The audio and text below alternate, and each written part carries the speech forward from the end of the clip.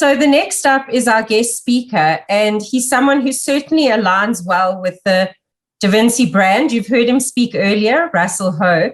But I think, Russell, what I love the most is your slogan, financial advice made easy. I think most of us are very scared of money and financial matters, and especially in the current very tight economic climate. And I think you've spoken to something that we've actually, already touched on about bite-sized learning. And you consider yourself, if I'm not mistaken, an addict of learning. And I love the fact that you take financial jargon, you turn it into bite-sized chunks for people so that people can understand and become empowered about money, smart financial moves, building their lifestyles, etc. And what I appreciate is, although you're a certified financial planner and you're proud of the work that you do in terms of the space, your team of attorneys, tax practitioners, accountants, real estate experts, medical aid specialists, et cetera, that you coach, and the clients that you've made and helped make the best decisions, I think is truly in alignment with Da Vinci's principle around co-creating and around cooperative engagements. So at Da Vinci, we don't speak about being collaborative, because for us, cooperative is that you are equal partners. So there's no higher power, so to speak, or a priest or a whatever in charge, but rather that it is a cooperative engagement. And from what I've read and seen about you, that is something you hold close to. And that's why I say that you're certainly someone that aligns with the Da Vinci practices, principles, and dreams. Today, Russell is going to enlighten us on what is wealth and building wealth with purpose and intent, which I think is something that we can all take a leaf out of. So thank you very much, Russel Ho. Okay, great. Thank you so much, everyone. And thanks, Dr. Marla and Prof, for having me on this platform. I didn't expect this platform to be so productive and have a lot of constructive discussion. And I think it's brilliant. I've been reading a lot of the comments up to now, and I think it's great what you guys are doing in the sense of it's not just a platform for people to speak, but for people to give their different views and perspectives, because like Dr. Marla just mentioned now, that's also what I've learned from my experience is that I learned it later on in my second year of working in the field, is that sometimes when you are so set in your ways and your perspective, we only see things from a narrow or from one perspective when it can be viewed from all different viewpoints. And what we don't realize is that a lot of times, because of our human element and our pride, we're not open to seeing it from different perspectives or a situation from different perspectives, when in actual fact, if we had to be open to that, we can learn so much more from that. And that's why also my topic today is basically more so on the perception of wealth. And given this platform, I welcome and invite all of you to also share your viewpoints. After my talk, I'm really excited to hear what you guys think and what your thoughts are on the matter. And my topic today, which is what is wealth and building wealth with intent, it's not so much focused on the financial portion of it, but from my experience, it's more focused on us as humans, our perception of wealth. Because from my experience, I find that plays such a pivotal role with how you handle your money. What are you doing with it, and what do you expect to get out of it? If you think about it to a certain degree, and I've had this talk with a lot of my clients in my experience as well, is that money at the end of the day is just paper, but it's what you do with it in your life going forward that adds value or purpose to how you use your money. And one of the first areas I want to go into before we talk about building wealth is that I think for many of us, especially, if you're not in finance, for many of us, when we think of wealth, we only think about the financial aspect of it. Having a stock or a share portfolio or some form of big investment bank account or big investment account. We only think about the monetary side. And if we take into account what we all went through last year, which is, this global COVID pandemic that blew up and it shocked everyone, and we went through a lot of hardship and trials, and we were all tested, it gave a new sense to the meaning of what is wealth. And from my experience, that's where I've learned is that wealth doesn't only have to be monetary or financial in nature. It can definitely be your health, your mental well-being, and also how you live as a person. And why I, make mention of that to my clients is that, and when I talk about wealth to people, is that the way I've seen it, and also from learning from my personal experiences, and what I love about the Da Vinci Group as well, is that a lot of us, including myself, we tend to stop learning once we, graduate out of primary school, out of high school, out of varsity, and we don't realize that we're actually doing a disservice to ourselves. And I think that's where I've also learned from my experience is that, if you think about it, I always tell my clients this, if you think about it, yes, you work and you earn income, but you are the machine that goes out there, tackles whatever the world throws at you, whether it's in life or with your job. And it's because of your ability, your skills, your experience, and your knowledge that you're able to earn that income. And that's why it's so important that not just from focusing on how much you earn, but focusing on taking care of yourself is more of wealth to me. Because think about it, if you don't take care of your health, your energy goes down. You can't perform at your best.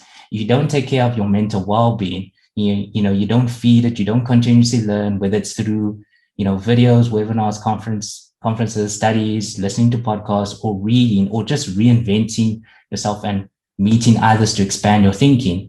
You will never, I would say, expand your problem solving ability in your job and also in your career. So it's very important to look at your physical health, your mental well-being, and then that all adds to what you do with your money. And now coming to the fact of, building wealth with intent and purpose, it actually comes from a lot of my experience when dealing with clients. And I found this early in my career where I had so many clients that would come to me and they say, look, Russell, I want to invest money with you. And I would ask them, okay, sure. You want to invest with me? Why do you want to invest? Oh, no, I just want to grow my money, or I want to build wealth. And usually my response is like, okay, so you want to build some form of wealth. All right. Once you build that wealth, what is that wealth going to give you in return? And I kid you not, 90% of the clients I come across that want to do that with me, they don't know how to answer. They're like, no, I just want to build wealth. And we start off the relationship with that initial goal. And because there's not a deeper meaning or purpose of what they're getting out of doing all those activities to build wealth, 9 times out of 10, a individual who's investing will end up losing commitment, drive, motivation to stay consistent to why they are investing in the first place. And find when I deal with clients, the moment we can tie down something of a human nature, a lot of my clients ask them, if money wasn't an issue, what would you like to do, in your life today? Some would say like, no, I want to open my own store, my own business. I want to, travel everywhere for a year. I don't want to work my whole life. I don't want to wait until 65 or 70 years old to retire. I want to retire earlier, and enjoy my money earlier. All of those things. I mean, I even have a client that says, Russell, I don't care about retirement. All I want to do when I'm 40 or 45, I love to sell because my dad used to teach me how to sell. And I would like to buy my own boat and just sail around the ocean. And I kid you not, when you have a goal or more deeper purpose like that, and you attach it to why you're investing, it motivates you so much more of, okay, I'm not just allocating my money to this bucket of shares or investment, products or investment components to grow money. It actually has a deeper purpose of meaning. I'm doing or allocating my money to this investment so that I can get this return on my life. So I can stop working earlier, work can be a choice, or I can go on that Greece trip that I've always wanted to go on. Or I don't have to work until 75 or 60 or 70 years old in order to stop working. I can spend more time with my family. You have to see it from that point of like where I'm investing and, building wealth or intent. What is it giving me back on life? Because if you don't have a deeper meaning or purpose, you tend to lose interest. And I think I can even speak from my experience, when I started investing as an individual, right? Even me, myself, when I started investing, I also said to myself, I'm just investing to earn more money or earn more interest. And I kid you not, within the first 2 years, I still told myself like, I'm going to contribute every month. And within those first 2 years of investing, I got lazy. I got complacent. There were times when I would be like, you know what, I missed this month. I'll make it up next month. Next month came, I missed it again. And it was mainly because I didn't have a deeper meaning or purpose of what I wanted to do with my wealth. And just kind of tying it into, what Dr. Marla said earlier with the whole point of cooperative relationships and working together, that actually became my personal goal for building wealth. Within my second year of working in the industry, I happened to come across this point with a lot of my clients where I was finding that they had problems in their rest of their portfolio or the rest of their lives, property, offshore taxes, working overseas, legal problems and stuff. And I started thinking, if I just could find the right people that they could trust and I could refer them to my clients, it's an indirect value add to them. And that became my deeper goal with why I was investing, because I said, I'm going to build this team one day and I don't want to ever go to the bank and have to take out a loan. I want to be able to self-fund this idea and also self-fund where I'm building my practice and my firm too, within technology and so forth. And that gave me so much more commitment to what I was investing for, because I came to the understanding like I'm investing for this dream that's going to come to fruition in the next 3 to 5 years. I don't know when it's going to happen, but I know it's 3 to 5 years. But at least I know I'm investing towards something now than just putting money aside aimlessly towards some investment bucket or what. And here we are 3 years later. I've been able to find the right team members. I found the right team. I built a team of accountants, attorneys, property specialists, and other tax practitioners that work with me so that we can collectively add value to clients. And like Dr. Mala also said earlier, the whole mentality, which we've also picked up from our own industries, is that we've learned to do away with our ego as professionals and say, you know what, I can see how to solve this client's problem from this point of view.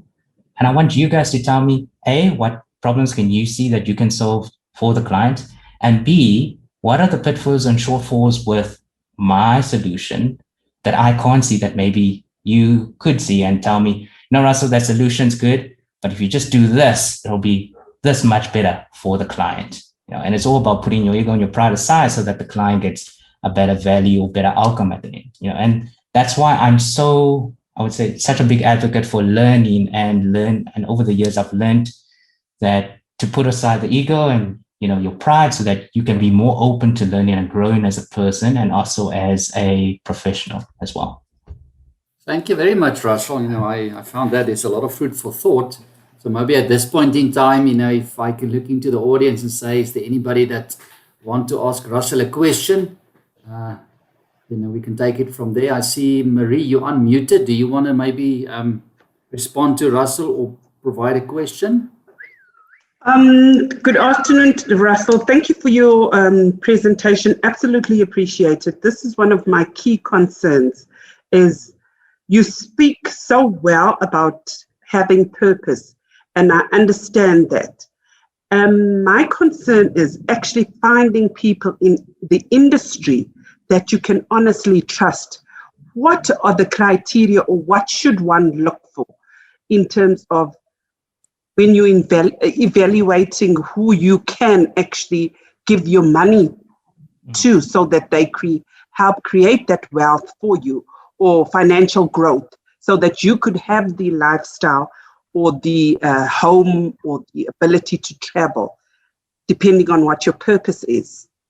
Okay, great. Thank you so much, Marie, for your question. And I definitely appreciate that's a very good, important question. And I know exactly where you're coming from. So I'll also share with you all one of the main reasons, and I know where this question is also coming from. One of the main reasons I kind of got into this industry as well is that technically, and it has changed and there's more regulation now, but technically my financial services, or specifically the financial advice industry, didn't have really a good reputation.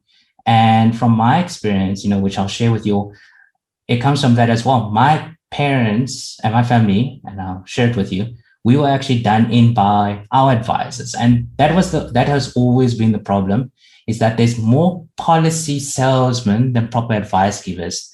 And it has improved over the years. And we went through a simple experience of, I'll tell you now, is that my parents, they saw their Liberty advisor and they told him, we wanted to have a medical aid plan and a educational investment saving for when Russell gets to varsity, and it's not specific against Liberty. I'm just saying we had a Liberty advisor. You get these policy salesmen within every institution everywhere as well, right? And when I got to 18 years old, when I had to go to varsity, we unfortunately found out that the advisor had made the term of the policy 10 years longer so that he could get commission. And that was my first experience of bad advice. And I looked into it more and, I found that there was more occurrence of bad advice over time. And it has improved significantly over the time. So what's happened now is that there's been more regulation, there's more professionalism. And going back to Marie's question, I would say a good starting point, I would say for any client or any person that's looking of who can I trust with my money, is that go to the Financial Planning Institute's website. And there's a section or a tab at the top where you can search for a planner. And what I would say to any client out there to start there is that the Financial Planning Institute of South Africa regulates our whole industry. And to be a member of that, not only do you have strict criteria and you have to meet 38 continuous professional development points every year, but every planner has to go through the traditional process of being qualified as a certified financial planner. You have to do your 3 years of study and of qualification, then do your honors, and then 3 years of articles before you write your boards. And I would say that makes up for, on that portion, that's where most of your high qualified and quality advisors are, compared to what you generally would find within the industry or in society, where there's more policy salesmen that just have the trick, sales experience, and the drivers. I would also say, especially now, I know Dr. Paul Singh was asked a question as well. The other option, especially with technology now, is Google the person. If you're Googling for a planner, or if you find a planner on the Financial Planning Institute, next step I would say to every client is Google them, because you can find their LinkedIn, you can find their website. You can actually see even now, with technology, you can't really hide now. You can see what other clients are saying about them, and that's the route I would suggest to any client out there or any person looking for financial advice. Thank you, Russell. That sounds like very good advice. I see my colleague, Prof. Paul Singh, also have a question, but maybe if I can, Paul, you go first. I'll ask my question after. Thank you, Prof. Klopper. So a comment first and then a question to Russell. Russell, thank you very much for not only confirming, but making this point right at the outset that our health is our true wealth. And those that know me know that I live by this motto. So my question to you is, in terms of your explanation, and I like it that you take a holistic view of what wealth is. So my question to you is, yes, we in Southern Africa, we are very much communal beings. We live communally. We are relational beings. We relate to each other. So to what extent do you think that is also a wealth, that we do not feel isolated, particularly in the times that we find ourselves in now? If we were not relational people, there could be severe consequences. But on the other hand, in order to extend the thinking that you brought forward about the holistic view to wealth, to what extent do you see this, this communal living as compared to being, totally isolated and being individualistic in terms of your approach to life, your approach to and meaning, as you said, to life? Thank you. Oh, 100%. And thank you so much, Professor Paul or Dr. Paul for that question. And yes, 100% agree. I think, think about it last year, right? The initial perception was like, okay, we're all going to work from home. And most companies were under the assumption that you should generally be more productive because now you're working from home, you're not traveling anymore. So you're not stuck in traffic and you have more hours to do work. But I found from my experience and also from a lot of my clients, there were two problems that occurred, or arose out of this whole lockdown and pandemic as well, is that yes, we had more hours, but people were overworking themselves. So because there was no segmentation or separation between, okay, I start work at this time and I must end work now, people couldn't switch off and they ended up burning out. The second thing was that because we were in isolation, a lot of people went through a lot of mental health problems and, depression, because you feel so alone. Because like you mentioned, as human beings, we are relation type and communal people. We like to socialize and engage with people. So I think coming back to your question, yes, having, as part of your wealth, having a good network and having that support structure, whether it's your family, friends, or your peers, is very important. One of my colleagues, Russel Ho, who is also one of my mentors, and he's one of the influential people within the financial services community, what he actually did at his own cost, and no one asked him for it, right, is that because he knew everyone is stuck at home and most of the advisors within the community were stuck at home, they weren't at the office anymore, and they're working remotely, a lot of them were going through mental issues. We felt isolated, depressed, because there was no one to talk to. And what he started doing, he started a virtual show. It's called now Propulsion, but he started a show called Virtual Coffee with Russel. And he would live stream every morning at 8 o'clock on YouTube. And it was just to build a community so that all of us didn't feel alone. We would all greet, we'll come with our cup of coffee, casual setting like you guys have mentioned now in Da Vinci, come with our cup of coffee in the morning, discuss things that are happening. And it was just to have that platform of having people to talk to. And another thing that also I experienced that was also very important, and I think it's something that should be also taught more in varsity or encouraged more in varsity, is why it's so important to build a good network. And LinkedIn, from my experience, has been a phenomenal platform. Even on the free version, you don't have to get the paid version. But I used it so nice in the sense of just to build relationships with people that were, out of PE or in Cape Town or overseas, so that I could talk and, discuss certain things, and we would end up sharing. And that's where a lot of, I would say, not necessarily clients, but a lot of my business connections have come out of, and we become like friends and also colleagues out of that. So I think just coming back to your question, for saying, definitely wealth is definitely also part of having good relationships, because that support group is pivotal both in your highs and lows as a person and not being isolated. Well, thank you, Russel, and for that question. And I'm just, as you were speaking and listening, I follow the conversation. I see there's a number of tough questions for you. Yeah, there's also some comments and compliments. So, I see Shirley say, she liked the holistic approach. Later on, Claudia asked if you have any advice on, how can you affirm your body, mind, and soul in that holistic approach. So if you can give us a view to that. And then I see Basani, say, despite having a financial degree, your thoughts on teaching this at people early age school. I've loved that. And I think, that's important. I could hear from your heart. So I echo that. And then Claudia also asked about that holistic journey. And, Marisa, much appreciated. And then Paul said, important responses. And indeed, that's the case. So if you can respond to that question, and then thereafter, I'm going to ask Dr. Delia Matambura.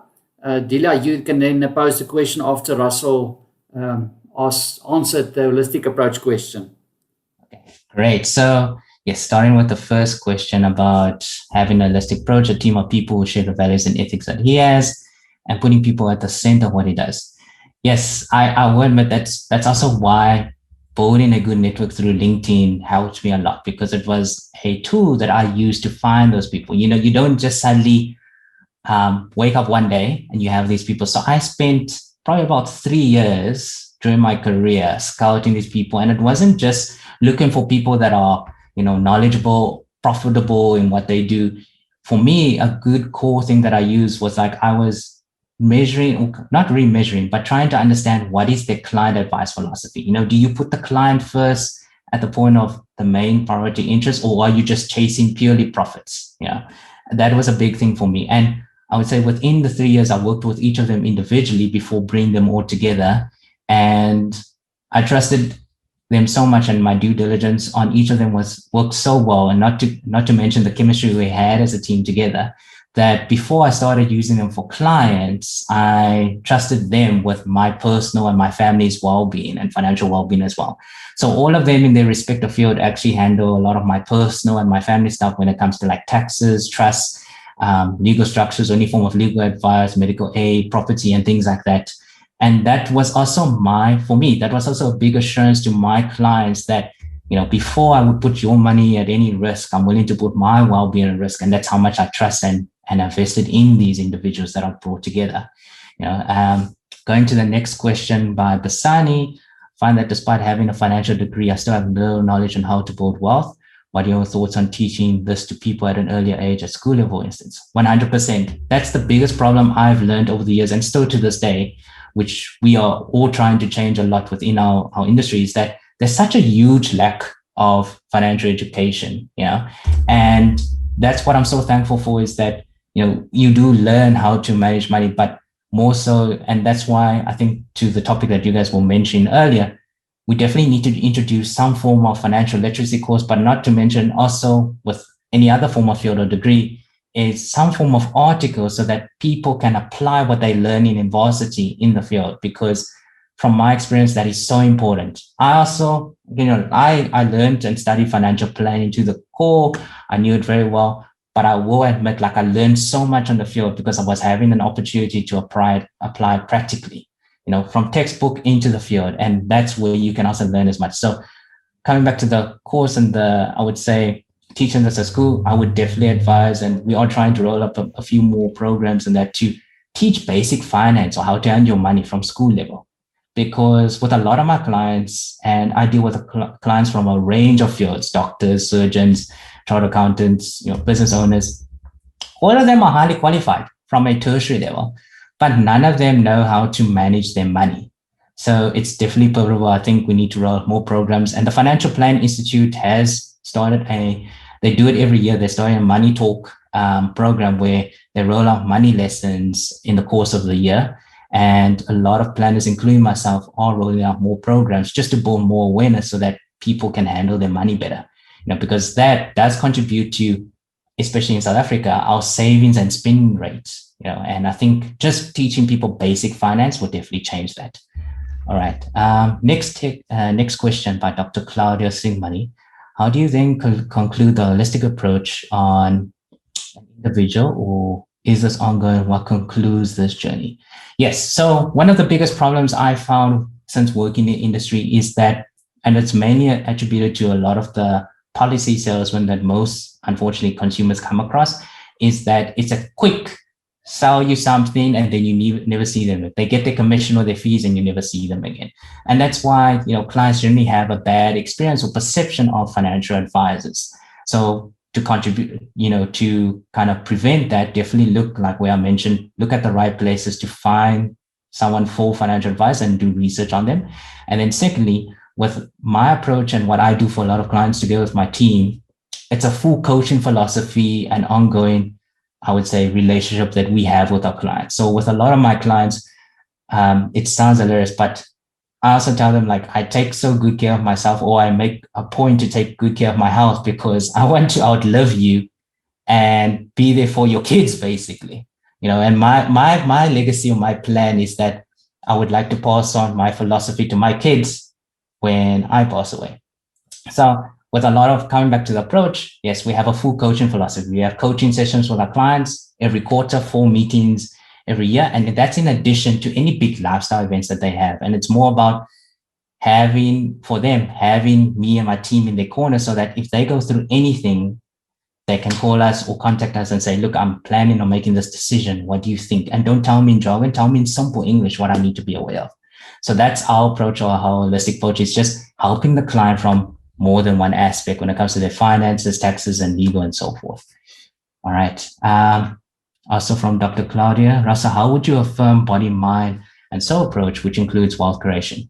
So that also goes hand in hand with our coaching and advice philosophy for clients, is that we don't just see our clients for how much you earn, or what is your net worth, or how much wealth do you have, how much money you have. We look at them as a person and what type of lifestyle they're trying to build with their money. Because I always tell the clients, and I've had it with 1 to 2 clients, that I kid you not, they had a high paying job right? And that's all it was. The rest of their life was suffering. They would come home, train, getting close to burnout.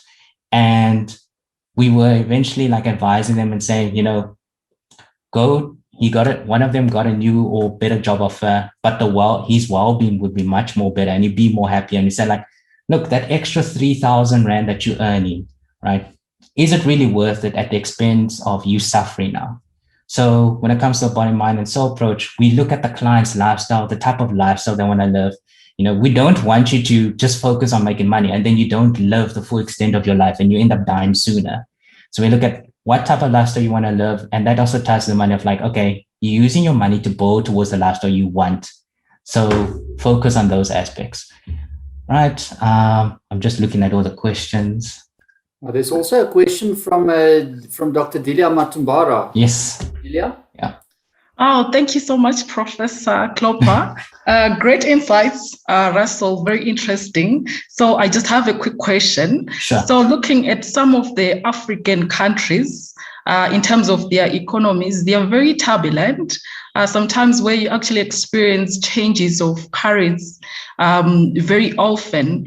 What strategy can the populace leverage on? Looking at your expertise, perhaps your experience, which is perhaps broader than South African context, that would be much appreciated. And also perhaps a little comment is I was actually leading an assignment where we were training small-scale growers on how to actually leverage on personal wealth management, how they can actually start saving. But the question which keeps on coming is, how can we do that in a turbulent economy? Thank you. Okay, great. Thanks, Dr. Delia, for that question. So yes, I think a lot of my experience also comes from the fact that me and my team, we do actually look at the economies of more than just South Africa, so beyond South Africa, because half of our client base happens to be a lot of clients that work overseas in UK, you know, South Africa, Australia, and a lot of other countries, and some of them even in, you know, other African countries as well. So we do factor in, you know, their current economies and, you know, the changes that they're experiencing compared to South Africa. We don't just take the South African context and apply it to all our clients. So and it's also, and this is very important as well, if you guys are looking for an advisor, is that you want to make sure that they also stay current and are vested in understanding your situation completely. So from my point of view, what we do a lot, we do take an interest in like, okay, where the clients are residing, you know, how is the current environment that they're going through in terms of the economy and how is it affecting their ability to earn as well as their lifestyle and their finances and the type of wealth they're building. So that is very important. You need to find someone that looks into that because yes, you are 100% right. Not saying that there's nothing in your power that you can do, but take into account your surrounding economy in the country that you reside is also very important because it affects, you know, how much you earned and your, I would say, your spending patterns and things like that. Then also with answering your second question about, you know, I think you said you ran a workshop where some of your candidates were asking like, how do we focus on saving and things like that in the current economic environment? Yes. I think that also has to do a lot with, and I know it's easier said than done, but you also have to try and look at all the different areas of, okay, I'm starting the business and looking at the ways of, okay, how is it financially feasible? So like what you probably go through with them, like looking at all the factors and also trying to be open to engaging with others to share their points. So what I did also in my experience, which I would recommend doing, which could help a lot of those candidates, aside from just focusing on, is it financially feasible, is especially with technology today and like LinkedIn, for example, don't be afraid to reach out to people, and you can actually filter it on LinkedIn. Reach out to other people that work within the same field or sector that you work in, but maybe in different environments, economies, countries, and so forth. And that's how you can start sharing, because what I think we have as an advantage, and you know, I'm also open to positive criticism about this, but what I've learned from my experience when I discuss certain topics with other entrepreneurs in South Africa is that sometimes we don't realize that with us being a third world country and, you know, being late in developing and catching up to first world countries, you could, to a certain degree, use it as an advantage, because if you can find out what's being done overseas, methodologies, tools, strategies and that, just by connecting with people through LinkedIn, and you try and implement that here, maybe just tweak it a bit according to the environment, it could set you apart and also benefit you and help you to see ways of solving your problem from a different narrative. And I've done that, for instance. And I think that's the beauty of LinkedIn, is that, there's so many people within our field globally that we have access to, and there's no barrier, so that's what I would also say. Thank you. Are there any other hands or questions of people that would like to ask Russel anything? That's a comment. Then Professor H.B. Klopper, love your definition of wealth. What must leaders approach wealth creation in the companies? How can individual employers then also ensure that money works for them, and any lessons learned? Yeah, so I think this is also a big problem we see within South Africa, and especially when we work with corporate clients, is that there's not enough financial education workshops that are created for, I would say, the employees' well-being. And it also comes back from my experience from the old traditional, insurance approach when it comes to like financial advice or planning is, and I hate it as well, I'll be honest with you guys, is that I've gone into corporates and all they've dealt with when it came to like some form of insurance advisors is that he just sold them policies, but the employees themselves didn't understand what they were getting out of it. So I think a big step there is that if there's more, and we are trying to drive it as well within the Financial Planning Institute, if there's more drive and awareness for having workshops within corporates, and we've started doing it with a few of our corporate clients as well, where it's it's not just a wellness day, but it's kind of ongoing communication with employees. Basic things, teaching them how to read their RP5. How does tax work? How do I pay less tax, income tax? That's a big thing for most people. How do I choose the right medical aid? Especially for new entrants, I think new job entrants or people that change jobs, especially from COVID last year, how do I know what medical aid to choose? If I leave my company or I get retrenched, how do I know what I can take with? A lot of that is not being, provided for within the broad scope. And there are financial planners, I will say from my side within my community, that are driver awareness. But I think how wealth creation can be created for a lot of leaders within the companies is they drive a more need, and it doesn't even have to cost them anything, but drive a more assurance of like creating some form of workshops, say every quarter, just for the employees, and say, look, tax season's coming up. I'm going to introduce you guys to a team of professionals or someone that can teach you how to read your RP5. A good example, I kid you not, what happened last year that some of you might have experienced is that, I don't know if any of you got that point where when tax season opened last year, SARS sent out a mass SMS to everyone. And it was basically, everyone was getting auto-assessed. And people didn't know what it meant. People thought they had to pay money into SARS. And what we started doing, even though we were in lockdown and because of COVID, is that me and my team, we recorded a basic video on my cell phone of like what it basically just means. And we found out that a lot of our clients, especially at their companies, appreciated us so much because they would play that video in their lunch break. Just explain like what this SMS means. It's purely just saying SARS has auto-assessed you, they've auto-calculated your tax return for this year, and you can go into your profile whether to accept it or not. And these are the things you need to be aware of. But just basic things like that, I think that's where we need to start with educating a lot of employees in the business.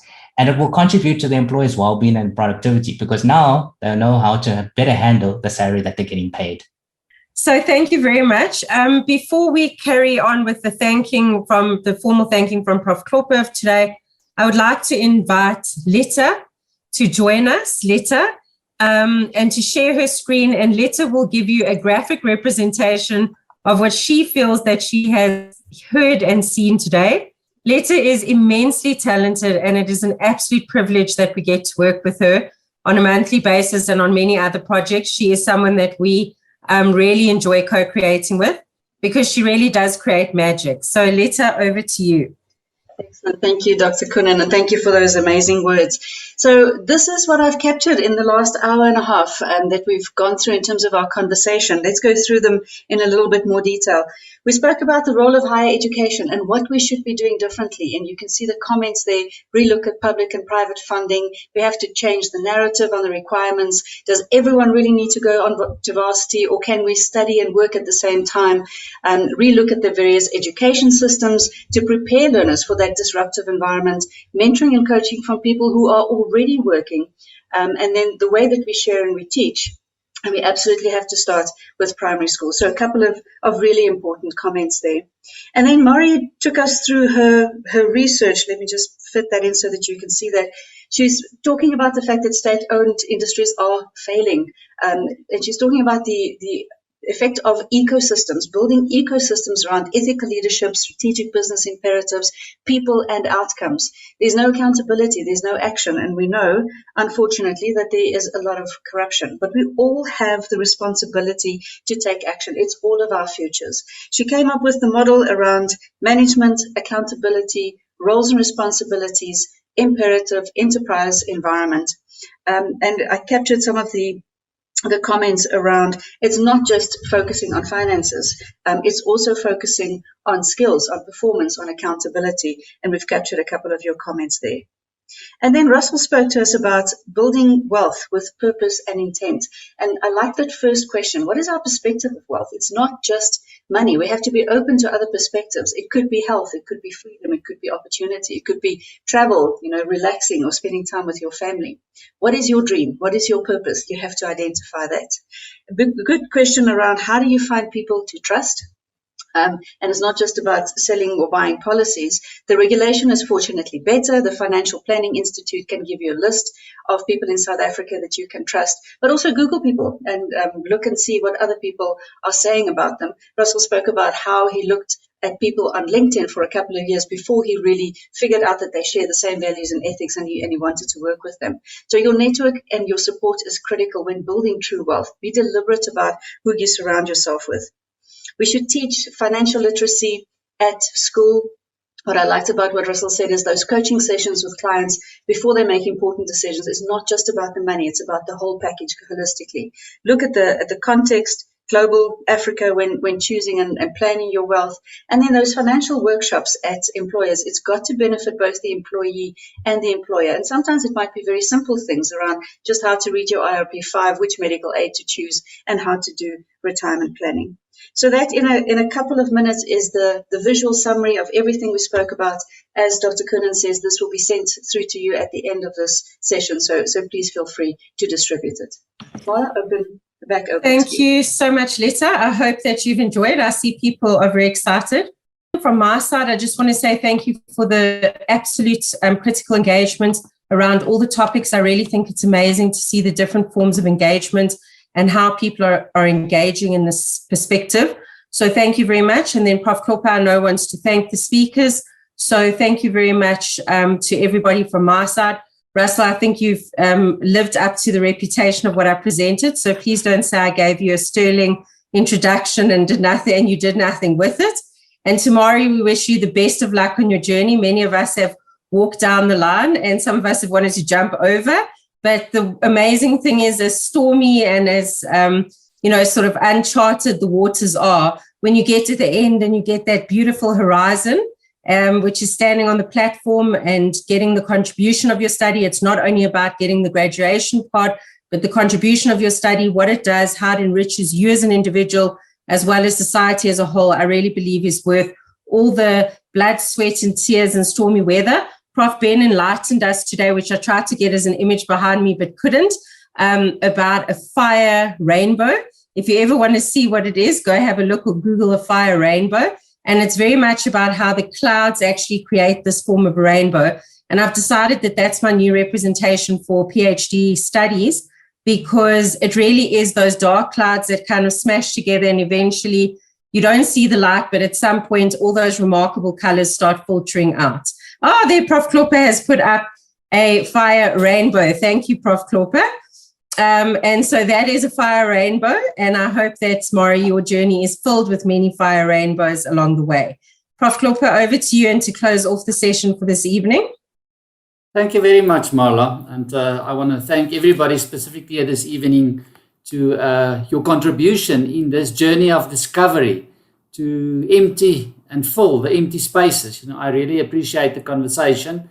And I think where we started reflecting about higher education in future, looking at Marie's study and how we're going forward. And I saw, Marie, that Lita have a very nice acronym that now suddenly got meaning. So I know what your name stands for.